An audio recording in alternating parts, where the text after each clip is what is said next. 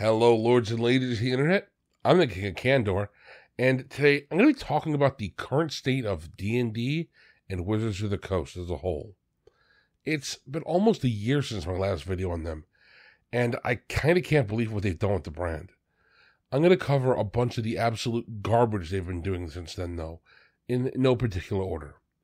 I do want to start with this fresh, abysmal preorder stuff. Ugh. I know many of you have Dungeons & Dragons as your favorite game, and most of these people have 5th edition as your favorite, or many of you have that as your first. I also know how excited many of you are about the new edition coming out, and how many of the changes are pretty good. I don't want to get into the details, but it seems like the audience is pretty happy with this. Wizards of the Coast knows this as well, and they want to exploit you for every penny worth. I'm going to put on screen the pre-order bonuses they have for this game coming out in September. This is an absolute joke. This is the type of stuff that video game people have been making fun of Ubisoft and Electronic Arts for years. But before we get into the prices, the idea that you're going to sell early access to a game is one of the most disgusting things I can think of. Everybody's going to be excited to play the new system. People are going to be scheduling time off in order to build characters together, and I know several groups that I have only meet once a month. You think a 2-week early access is not going to be super appealing to them? It might even be required for some of them. If the freaking game is ready at the time of release it then, instead of demanding extra money from everybody. On top of that, stop lying, you absolute troglodytes. You have it set so you can pre-order the book bundle, and it tells you that you get early access to the things starting in September. That's kind of a lie, because just the player's book comes out in September, not the Dungeon Master's Guide, which comes out in November and October if you pay extra, and the Monster Manual doesn't release until February of 2025. I know it says Start comes out in September, but if you're pitching this entire bundle as the complete version, and you have to wait 6 months to get everything, that's ridiculous.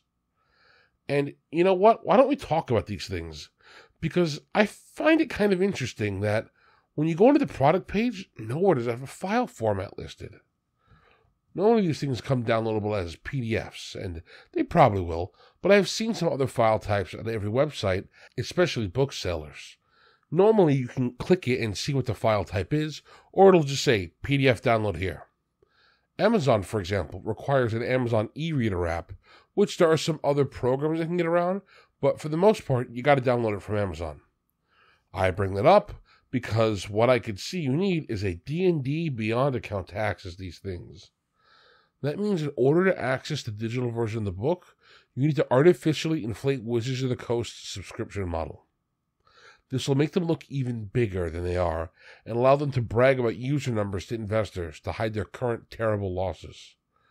You also have to pay for D&D Beyond. I know there's a free tier, but to get any of the features, you got to pay for it. They've got 2 paid levels. Why make it simple? Why just have a free and premium version? No, we got to do this stupid stuff.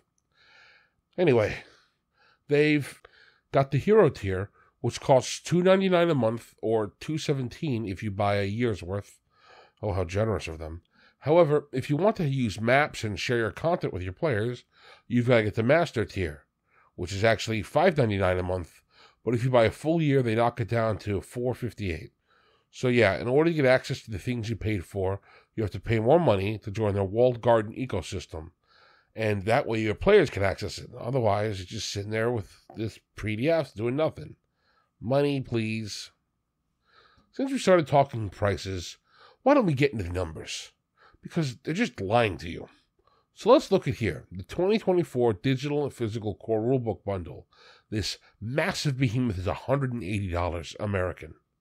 They say you'll save $60 this way because you get both the digital and physical books.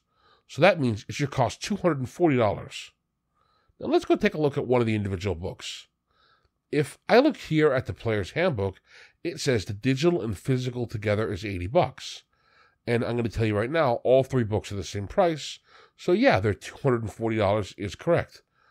But there's something weird here. If I click on the physical only book, there's this little red pop-up here. Oh, what does it say?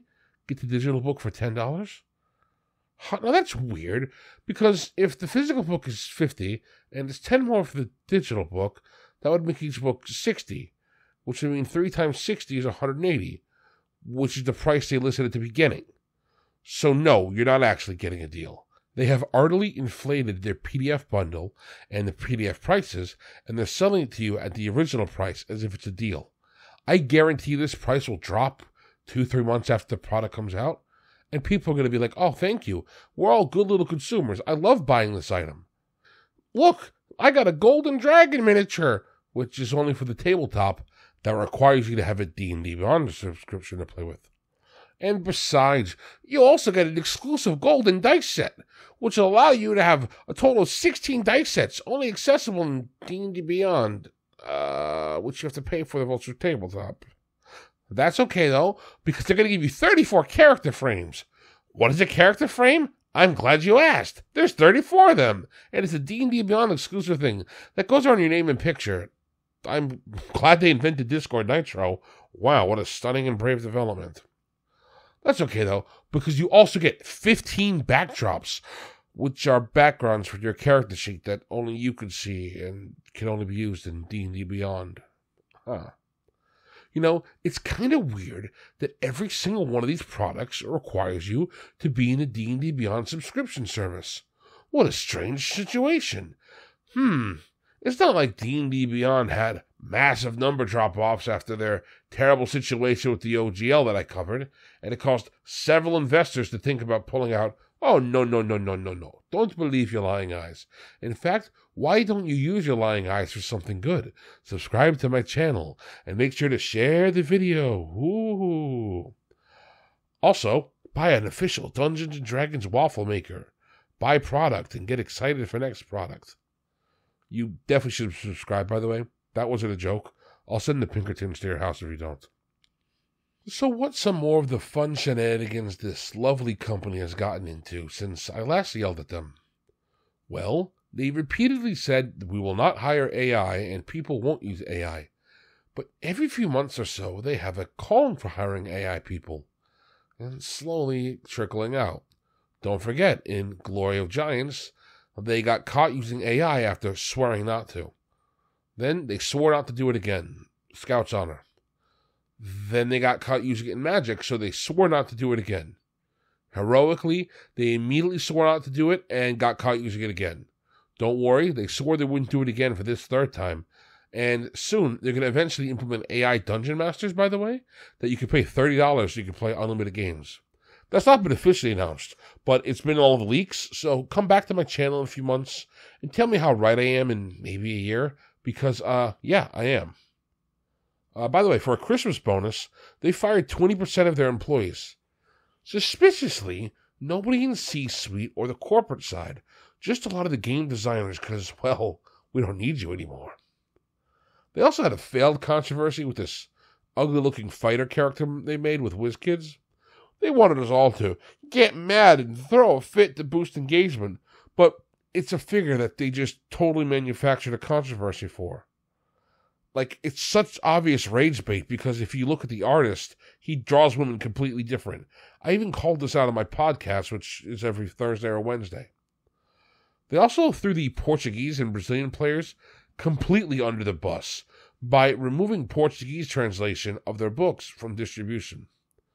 This company is massive, and a single translator, cannot cost so much they wouldn't make it back on the digital book sales alone. This is wild to me because Brazil has a vibrant RPG scene.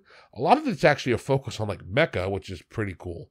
However, they're not being denied books because they can't hire a single translator to sit in-house and translate books for a digital release. That's just wild to me. And like, they all are about inclusivity and expanding the market, but they're going to keep firing all the foreign language people? Oh my gosh. This is not the product that you supported years ago. This is some horrific Frankenstein that has had all these different bits sewn onto them. In the same way, a zombie may look like one of your loved ones, but it's most definitely not them. It's a monster in there. Don't let them use your love of the hobby to ruin the hobby. They want to control it because of you. You are the only valuable part of this. If you demand better, hold the damn line and push back, you will get a better product. I'm going to be honest here. I've never personally felt the urge to pre-order things after I got burned so hard on Mass Effect Andromeda. This was the last time for me. Don't feel loyalty to a company that feels like it's their right to exploit you when there are hundreds, if not thousands, of other companies and games that will be happy to have you and care about you as a customer. The only way you can make D&D and Wizards of the Coast change, and Hasbro, is by forcing them to. That is all for today. Thank you for watching. If you enjoyed the content, I'd appreciate it if you like and subscribed. I'm looking forward to your candor in the comments below. Have a great day. I went out of my way to not say any swear words during this video because I don't want it to be tanked in the algorithm. Believe me, I am incredibly, incredibly angry about this, though. You all have a good day. Goodbye.